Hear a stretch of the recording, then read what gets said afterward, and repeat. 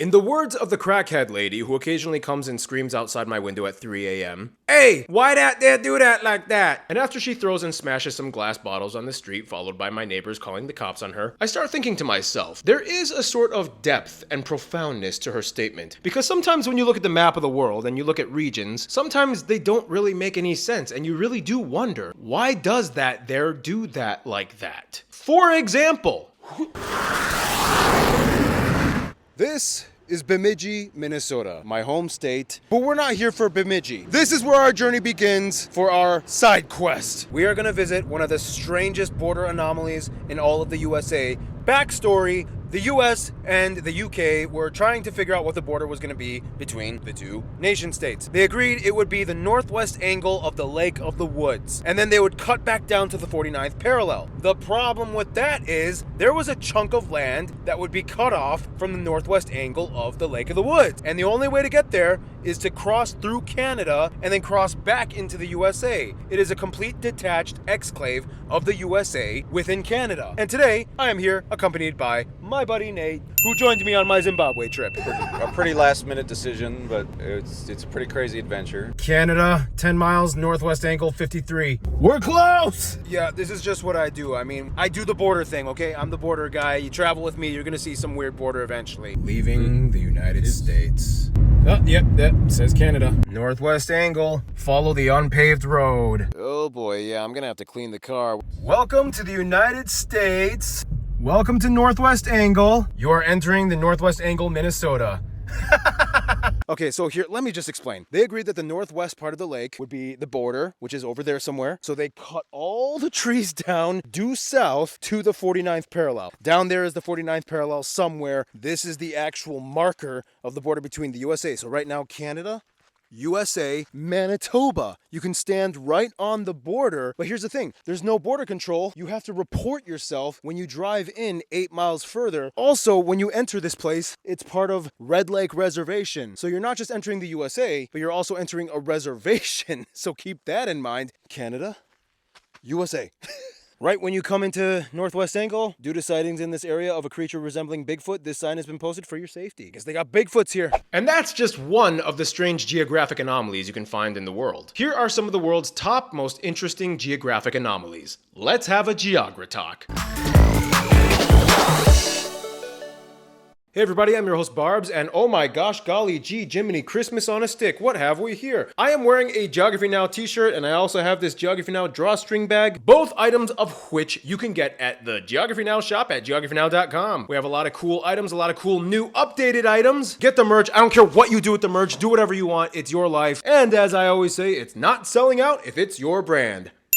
Anyhow, so part of my job in the decade or so amount of time that I've been doing Geography Now, I've come across a lot of strange geographic anomalies when it comes to the political map of the world. Now, I know the concept of borders and demarcation lines for countries is kind of like a, people have different opinions about it. But for me, borders and boundaries fascinate me because it's like where the natural world coalesces with the social world. It shows how we take land and view it through the lens of sovereignty. These lines are always shifting and changing and evolving, and when you reach certain areas on these lines, things get pretty strange and unique. So I'm gonna cover some of the top strangest border anomalies I've encountered throughout all my years of doing Geography Now, and let's just kind of go down the list, shall we? The first one, the Jungholtz almost exclave? This is a very strange one. So if you zoom in on the northwestern part of Austria, the long skinny part of Austria along the Alps, just south of the border of Germany, so the town of Jungholtz belongs to Austria, but the problem is there's a whole mountain blocking it from the other part of Austria. But the weird thing is it's technically not a completely detached exclave, because if you zoom in on the map, you realize the plot of land of Jungholtz actually does connect to a very skinny, narrow corridor, but only on the peak of the mountain. Otherwise, the other two sides are Germany. So that means if you want to enter Jungholtz without entering Germany, the only way is to climb to the very top of this mountain, and then you have to like step over the quadrupoint and then enter Austria. It's weird. And the weird thing is there's even a marker on the mountain that lets you know about the Jungholt. Like, it's weird. There's actually a marker on the mountain. Yeah, when Europe was making their borders, I guess this was a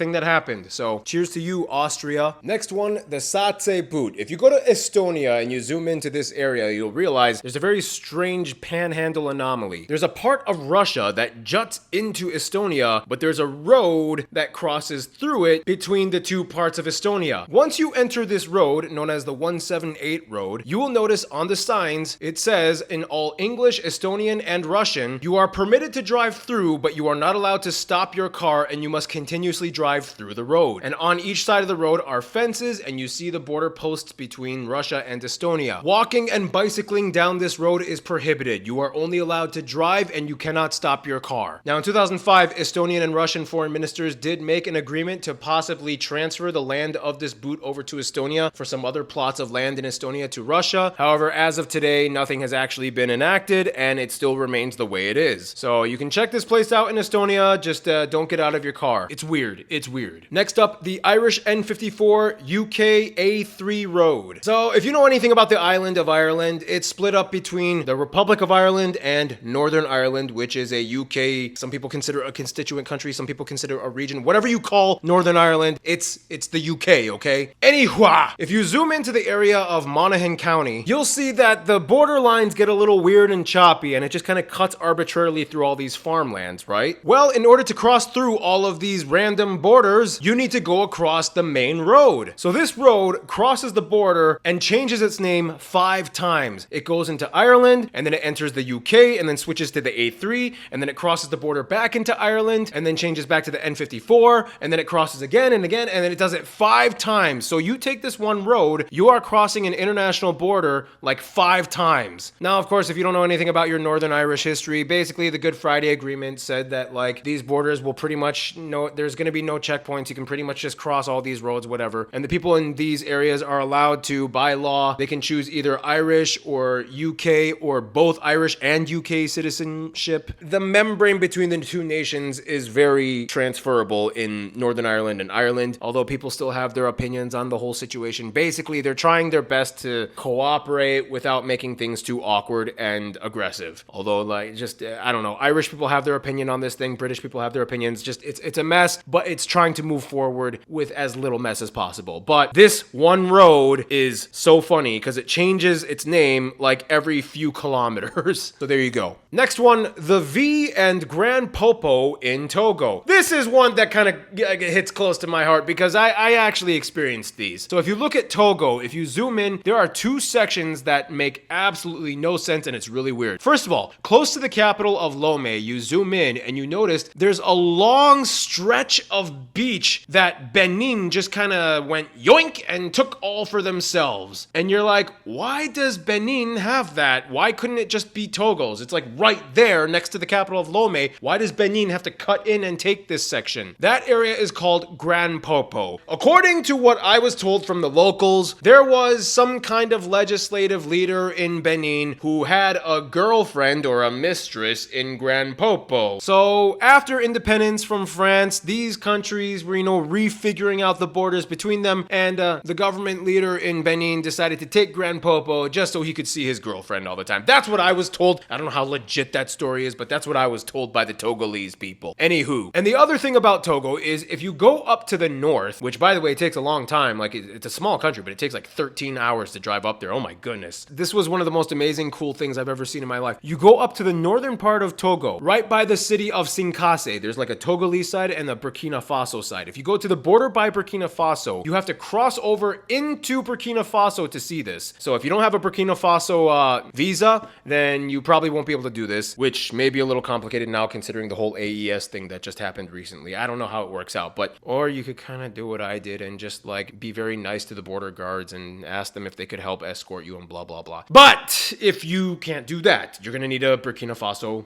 visa. But figure it out. Anyway, if you actually do get access to Burkina Faso, you will have to cross over into Sinkase and then drive over to this little bridge right here. Why? Because that bridge is the closest point you can get to the narrowest three-country salient on Earth. It's only about 130 meters wide, or 120, 130, I think. On the north is Burkina Faso. The choke point belongs to Togo, which connects to the other part of Togo, which is called the V. And on the south is Ghana. And if you are lucky enough to make it here, you can run across the world's narrowest three-country salient. And if you're even more lucky, you can cross into the V and see what this extra detached, almost exclave part of Togo looks like. I was lucky enough to go there with my buddy Gilles from the Togo episode. The people in this area had said they had never seen a foreigner. They barely even see other African people visiting their area, like from Burkina Faso or Ghana. Like, it's just nobody visits them, and I was lucky enough to actually go inside the V of Togo, one of the most difficult to access regions of Togo, let alone all of West Africa. So, I'm so glad I got to do that. It was so cool. Anyway,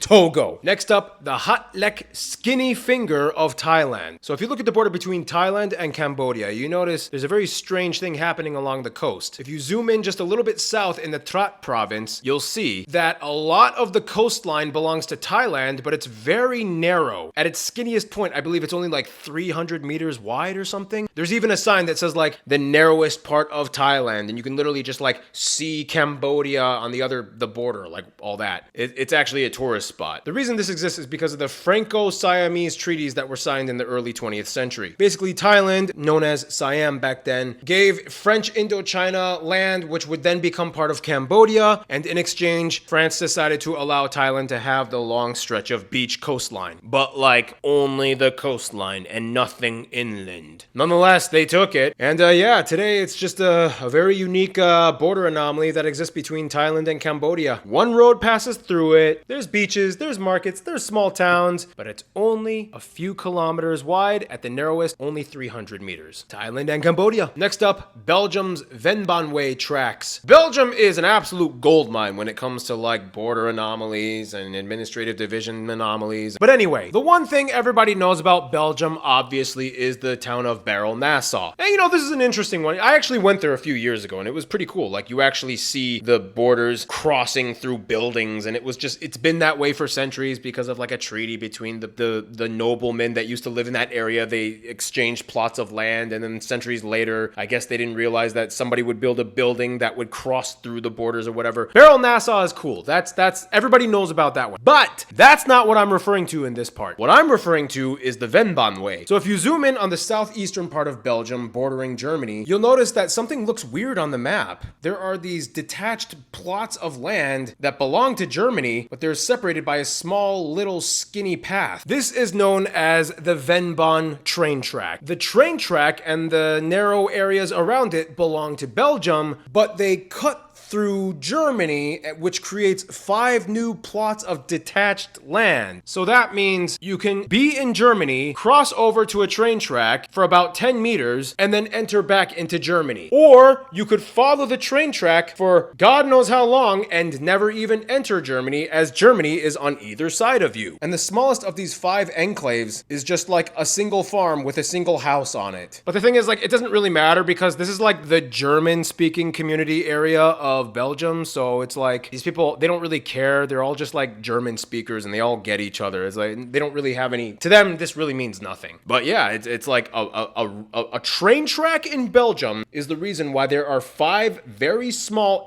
enclaves of Germany within Belgium for only about 10 meters before you get back to the German border. Yeah.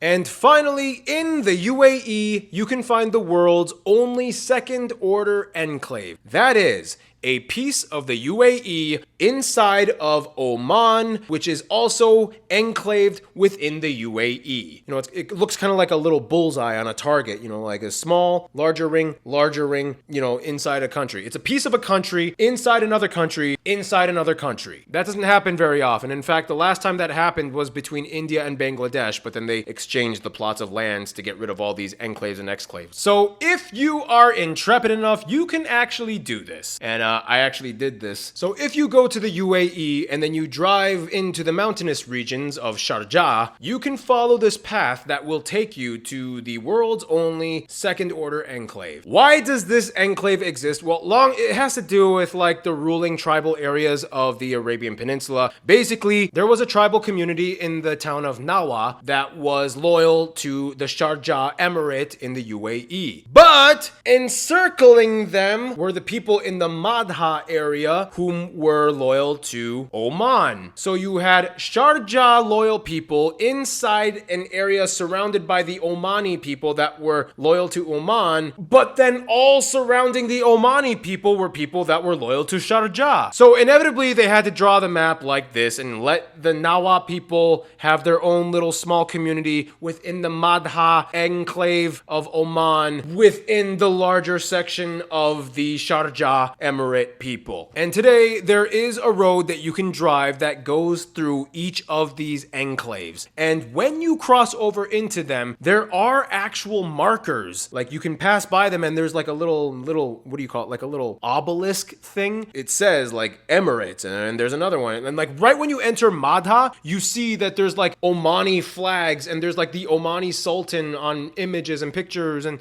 like they let you know this is Oman. This is not the UAE. It's so small, but they really let you know you are entering another country. So if you're in the Emirates, you know, on a little Dubai vacation and you very quickly want to visit Oman, but like you don't want to have to go through the whole process of like border crossings and passport stamps, you could technically go visit Madha. Like there is no border crossing, there is no like stamp, and you enter a small part of Oman. So yeah, it's a fun little thing you can do if you go to the Emirates. I'm so glad I got to bring my mom there. It was a fun little thing. Actually, I was excited for it. My mom was like, what the are we doing? I don't even care. But like, I liked it. I was having fun. Anyway, so yeah, those are just some of the world's craziest and most interesting border anomalies. There's a whole lot more that we could have talked about, but this video that would make this video like 400 hours long. Don't have time. But what are some other insane, crazy, unique border anomalies across the world that you can think of? Please write them in the comments. I don't know. Maybe you'll inspire me to make another, part 2 video for this. Who knows? This type of stuff fascinates me. And if it fascinates you too, hope you enjoyed this video. Hope you enjoyed this video. Hope you learned something. Stay cool. Stay tuned.